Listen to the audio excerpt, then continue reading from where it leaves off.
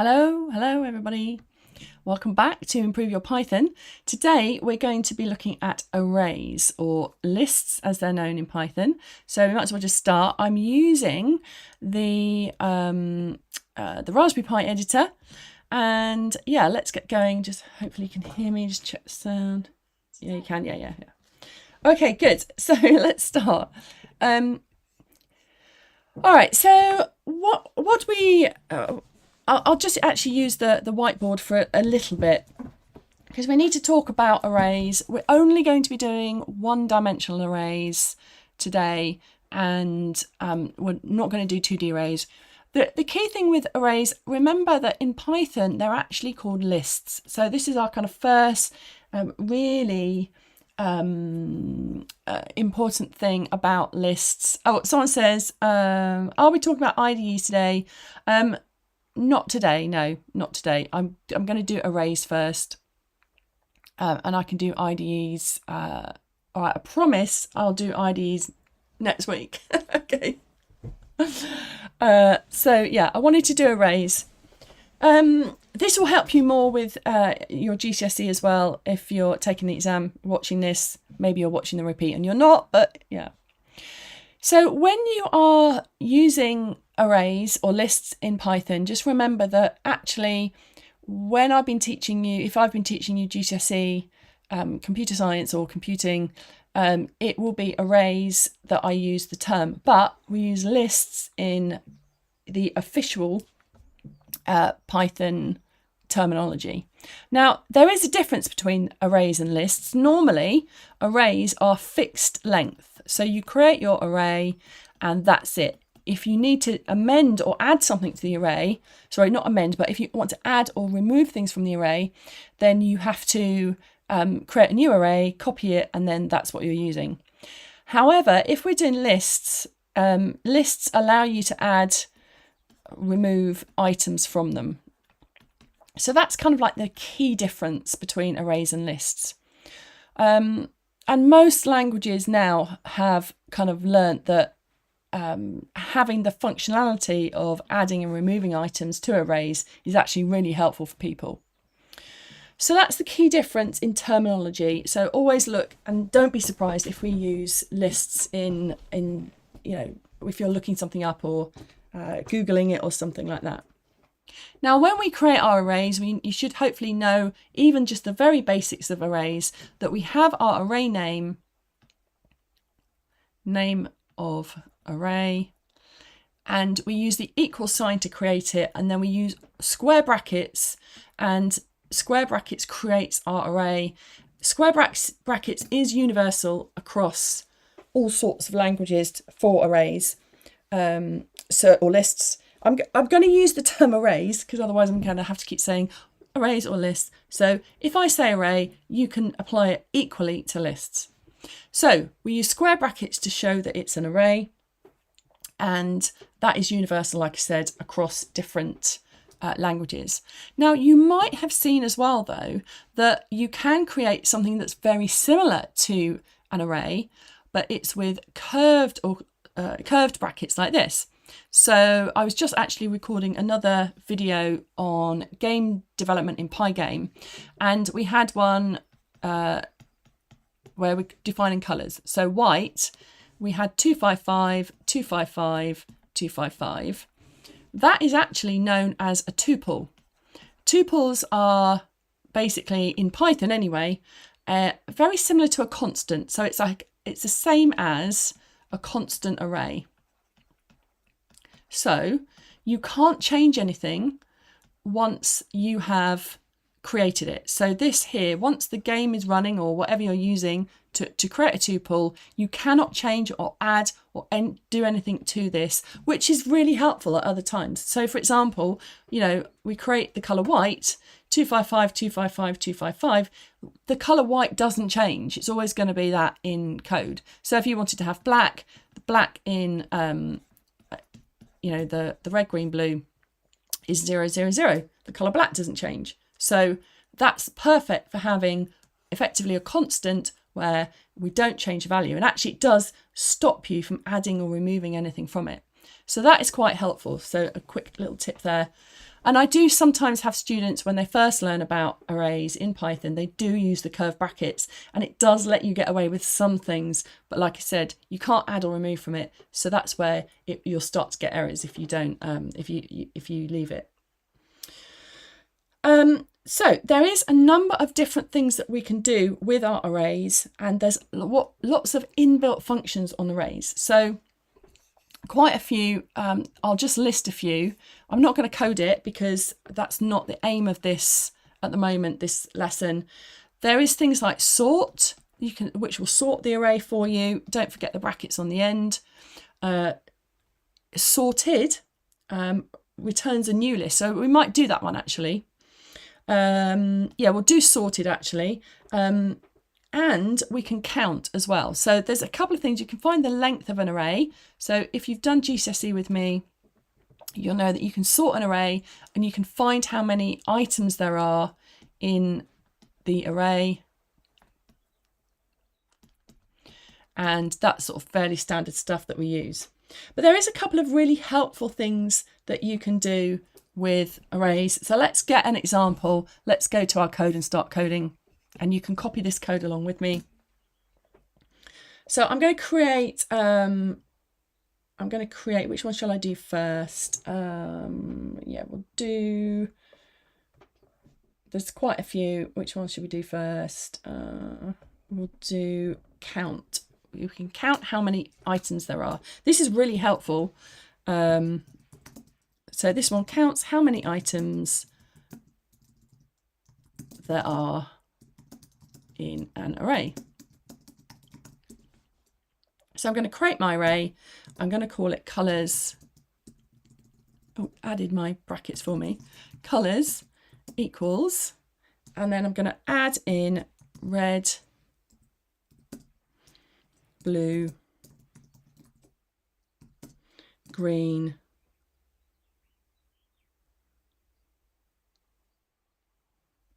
no, actually, I won't use text. Sorry, I'm going to use numbers. It's probably easier to use numbers. 5, 2, 4, 5, 2, 2. Okay. So not colours. Numbers. Sorry. All right. So I like to change it. I like to keep you on your feet. See if you're following. So numbers equals 1, 2, 3, 4, 5, 2, 4, 5, 2, 2. What we're going to do is we're going to count how many of 2s there are in our array. So instead of having to do what we call a linear search, this does the linear search for you. So the linear search is just checks every item. If we, for example, we're going to count how many 2s there are, we would have a count and we say, if it's a 2, add 1 to a count.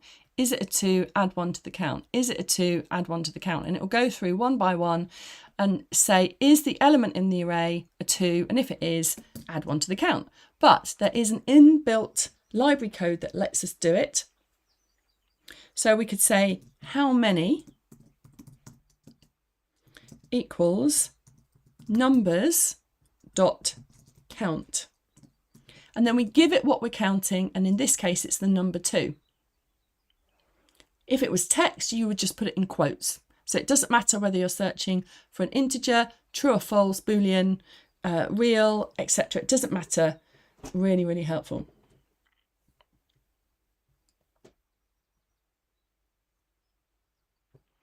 So we can print that out. We can say print, there are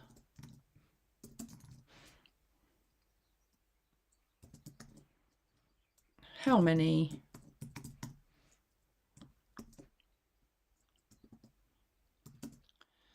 twos in the array. Sorry, I shouldn't have put the end quote there. It needs to go here like that.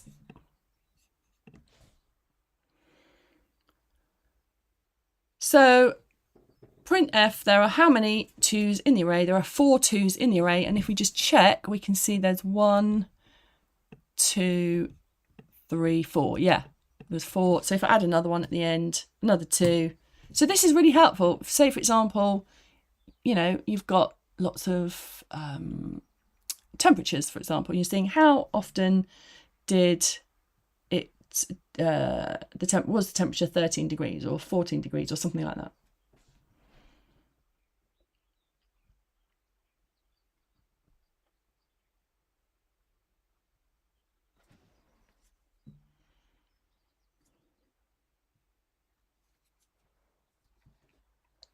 Okay, so that's count to help us count occurrences. If I'm going too fast at any point, just let me know.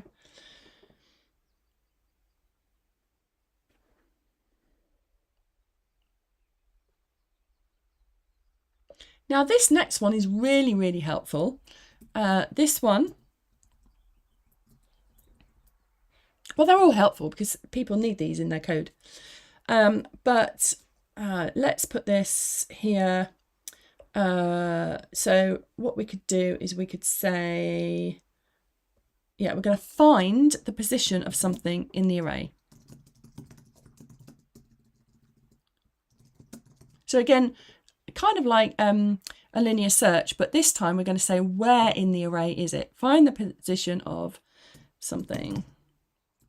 And it will find the first one anyway. Something in the array. Hopefully my clicky typing isn't as noisy this time, because I'm using a separate keyboard. So we could use the same array numbers. This time what we would say is we can say position equals numbers, a dot, and then index, and then what we're trying to find. So say, for example, we're trying to find the number 5. Now there is 2 5s in this array here. There's one here and there's one here. So it should find the first one. So that's 0. Remember, it's a 0 indexed array. So 0, 1, 2, 3, 4. So it should come back with 4. And it'll find the first one. So if we print that out, I'll just instead of doing the printf, I'll just put the position because it's quicker. Yeah, and it's found position number 4 because remember the index is 0. So 0, 1, 2, 3, 4. Oh, 2. Oh, my 3 button doesn't work very well. 4, 5, etc. So it's found position 4. So the number 5, the first time, and it only returns the first one it finds. So it's not helpful if you want to find more than one, but you could use a for loop to say search through the array. So that's another really helpful one.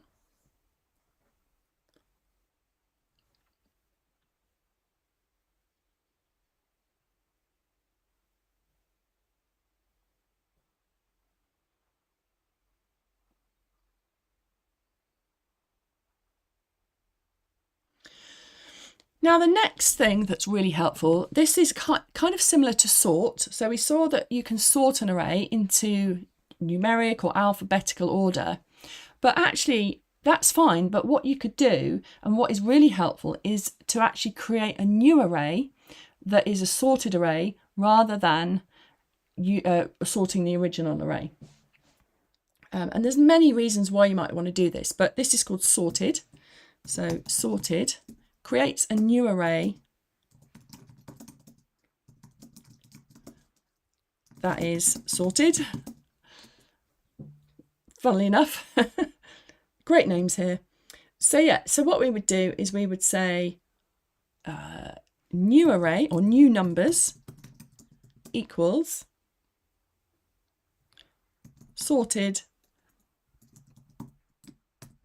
numbers. So we're taking the original array here and then we're going to sort it but create a new array.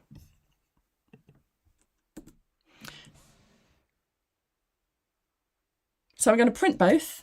So I'm going to print numbers and then I'm going to print new numbers.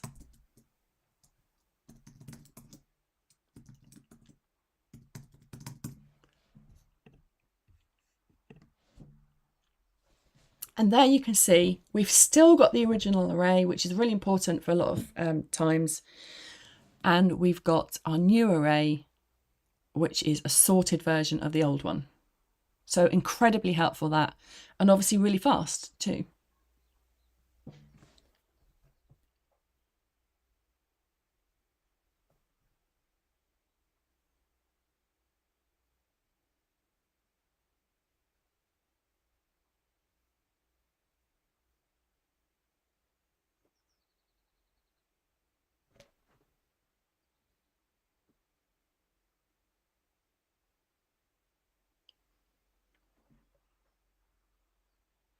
Now, in the same way that we had a sorted version, what we can also do is we can reverse our list as well. So what we can do is we can reverse our list.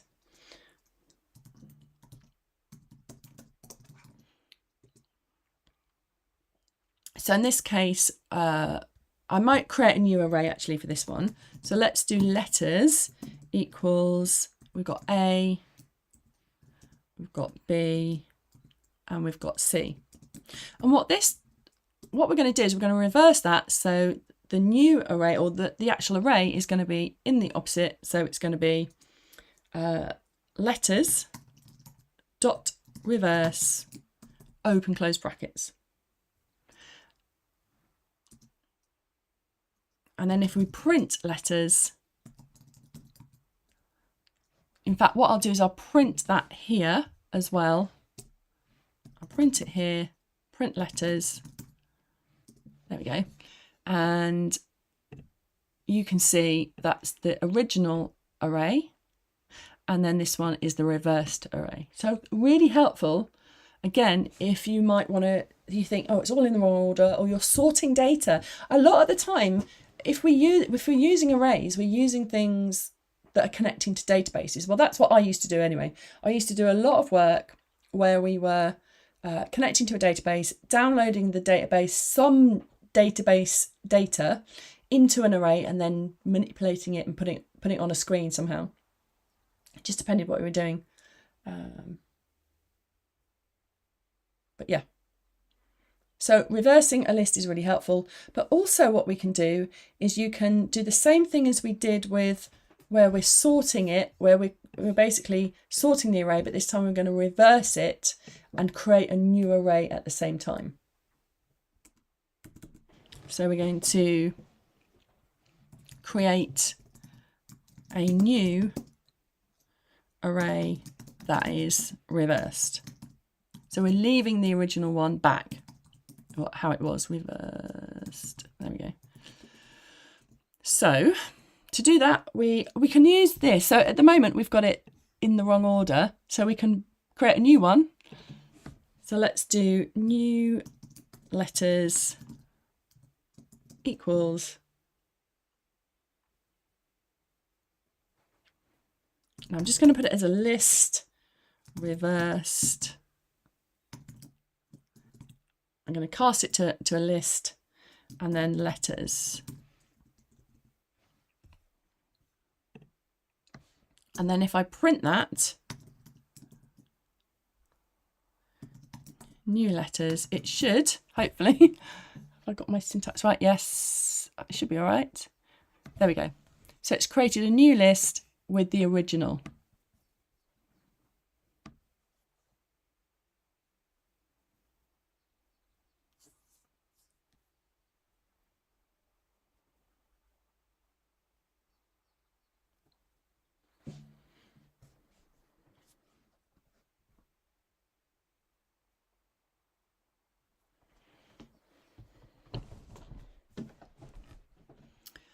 All right, so I'll just pause there for a moment, let you catch up.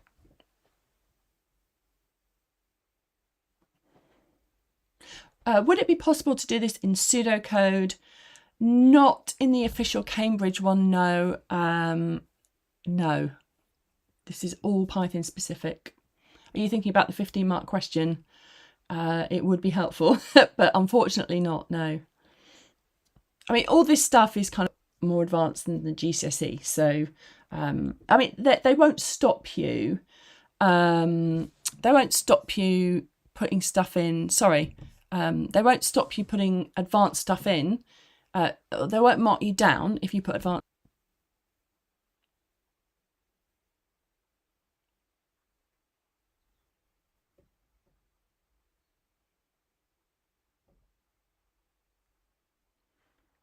It's probably not that I froze, it's probably that I just stopped talking. Oh, okay, so I just had a glitch there.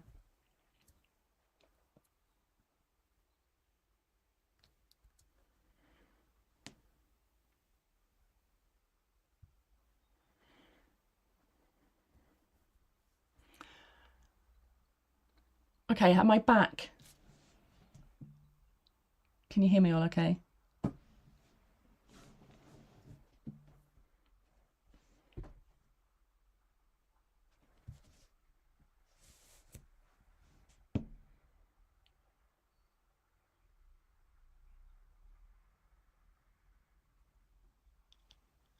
All right, so let's move on then. And what we're going to do is I'm just going to go up to the top here because we finished with our functions. There are other functions that you can use on arrays, but we're just going to leave that for now. And we're going to look at concatenating. So you might remember that you can concatenate strings, i.e. you can add two strings together, or you can do the same with arrays. Incredibly helpful. So concatenation, we can have list 1, which has got 1, 2, and 3 in it. Okay, good. And list 2, which will have 4, 5, and 6 in it. And it's really easy to concatenate. We just do new list equals list 1 plus list 2. So just the same as you would if you were going to do this with a string. You just use the plus and it adds those two. So let's print new list, and you can see that it will print 1, 2, 3, 4, 5, 6. There we go.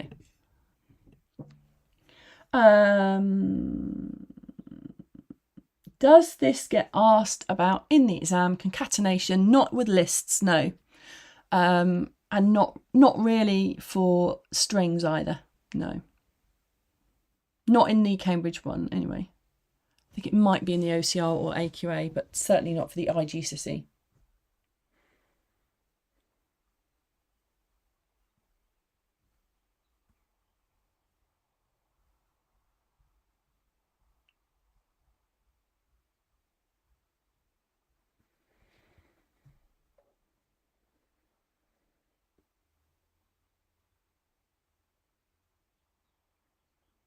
Now, there is another really clever way of creating some arrays. This is probably a little bit, concatenation of, well, generally speaking, you need to know about concatenation of strings. I can't remember it ever being in an exam. So I don't think it's going to be in an exam. But you know it now, so... let's have a look at initialization. So this is a really helpful skill to have. I think I have taught this in some of my GCSE lessons. But this is array initialization.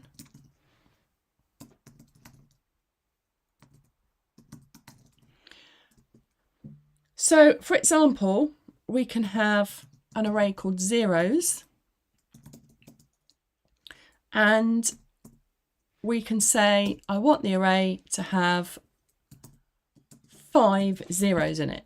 So if I print out zeros, you'll see. So really, really helpful if you want to quickly populate a one-dimensional array.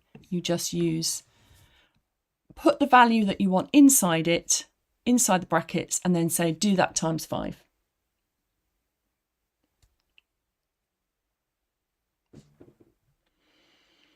So you can do as many as you like. You could change that to 50. Really quick way. And it means that you don't have to have a for loop. So you could use a for loop, create your blank array, use a for loop to say, set everything to 0, but this does it for you. So have a little play with that one. And you can do this with any value inside those brackets. So you could put it as text. So if I put 0 here, I could say, hello world. So that's not zeros, but it's, you see what I mean? And then it will put hello world 50 times. So it doesn't, it can be literally anything. So it could be true, any data type, 3.14, etc. There we go. I just put that back to zeros.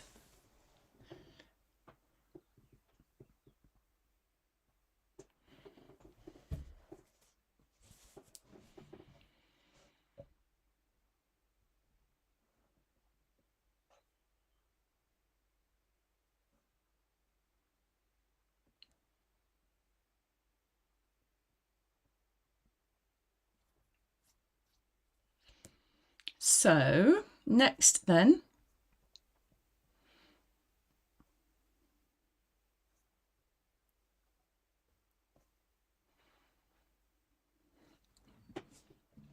after we've done that is we're going to check for membership. So this is also really helpful as well. Really helpful actually. Always used in all the time. So yeah, checking for membership. So let's create an array. I'll call it fruits, and let's have apple, banana. I can't stand bananas. Literally my worst idea of fruit. Pears. I think what's my favourite fruit? Do like raspberries, but the pips are a bit annoying. Grapes actually is probably my favourite. I'm not a great fruit eater. I prefer veggies. Right, so what we can do is there's our array of fruits. What does initialization mean? That's a really good question. Sorry, I assume that people know this. Let's look at that actually before we do this. What does initialization mean? Okay, so I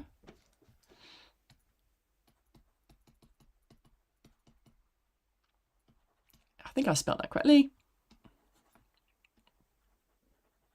And it's the same for arrays or variables.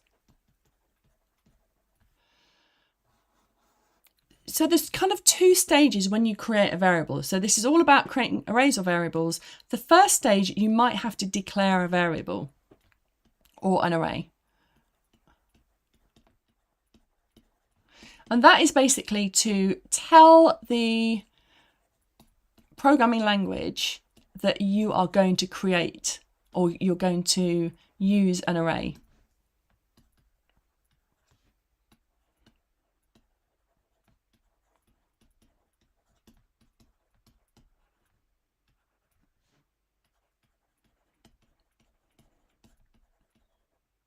Actually, the official term is an identifier, but I think that's a little bit vague. So you might see that, especially if you do want to go into A level, for example, they use the word identifier, but it just basically means a variable, an array, or a constant. So we need to declare the variable or the array to tell the programming language that you're going to use it. And what that does normally is when you declare it, so in pseudocode you would do, declare. It goes to the RAM and it says, reserve this space for this variable. It's called my var or my array, depending on what you're doing. Because remember that an array is just a collection of variables together. So there's my var. So that declares it, but we haven't used it. So most variables, well, all variables will need to have an initial value. So initialization just means we're setting the first value of that variable or array. So that's just what it means. Now, in some languages, the declaration and the initialization are done together on the same line of code. So in Python is one of them. So we would say my var equals 3. We have declared that variable because we've said it's called my var, and our initial value, our initialization, is the number 3. In some languages like Java, for example, you have to declare the variable and say, I'm going to declare the initial value. So basically start with games for a bit and then oh, hang on. You're talking about your thing. So that's basically the difference between the two. So if we're initializing an array, we're setting the first values of that array, but obviously they could change because we are changing the whole point of data values like this is we're changing our code, our variables to store different things. Okay. Checking for membership. We've got our fruits there. Have any fruits if you like, but we can check for membership. We just do if banana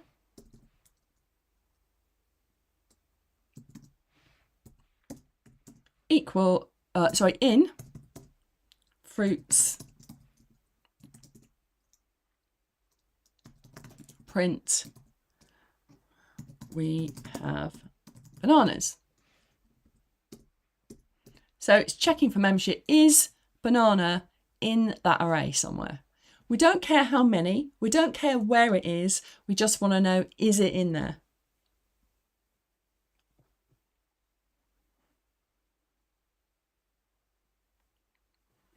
Really, really do not in as well. So you could say if, think of a fruit, apple. Oh no, we've got apple. Raspberry.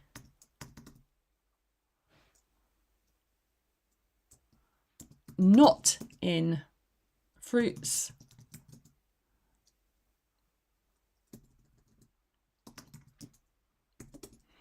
Print. There are no raspberries.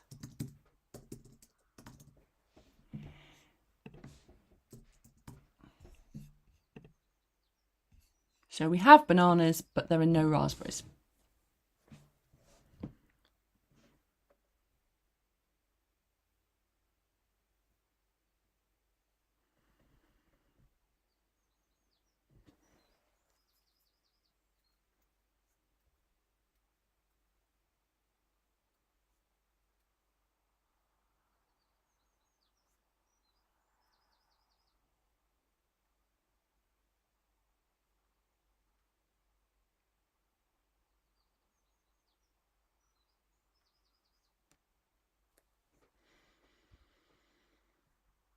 Okay, let's do, so there's so much we can do with arrays.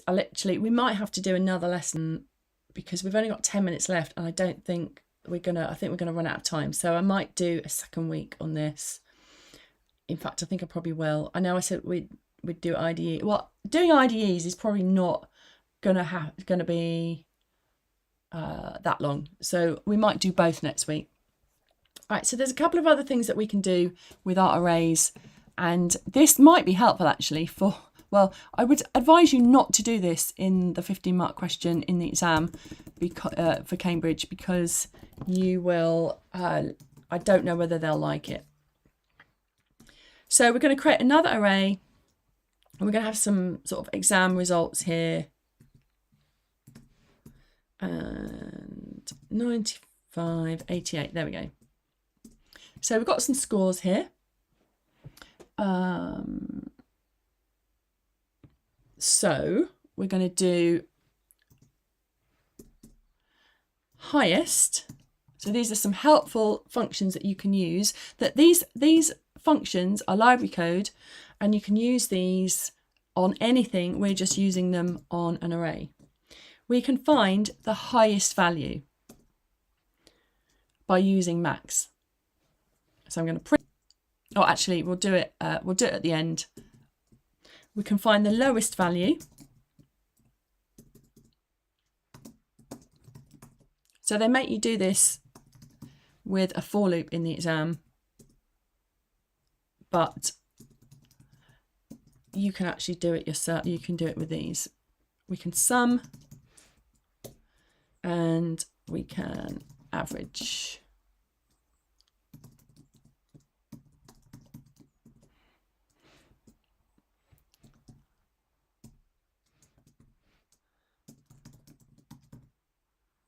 Like this. So I can print those all out. So we've got highest, lowest, total, and then average.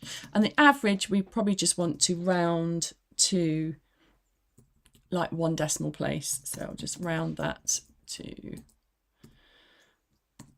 1 decimal. Actually, I'll round it to no decimal places, actually. I don't think we want that. Yeah. And double brackets there. It's not length, it's len. There we go. So that is our highest is 95, the lowest was 78, the total was 438, and the average is 88.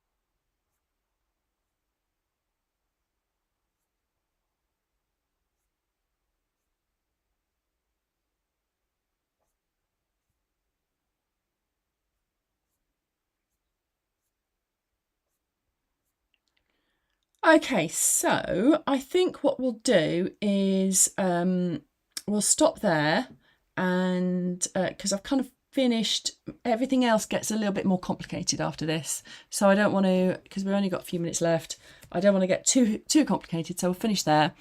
So yeah, next week we'll look at a list a little bit more, and I promise we will do IDEs.